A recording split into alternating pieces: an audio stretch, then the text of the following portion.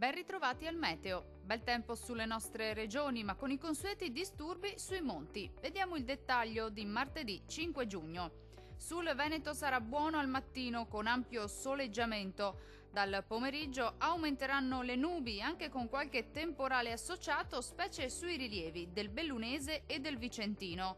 In genere asciutto ovunque altrove. Temperature minime tra 15 e 19 gradi, valori massimi compresi invece tra 23 e 28 gradi circa.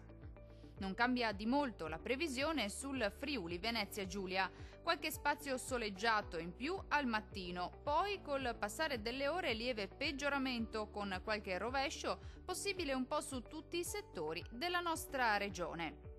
Le temperature minime saranno comprese tra 17 e 19 gradi, valori massimi compresi invece tra 25 e 27 gradi circa.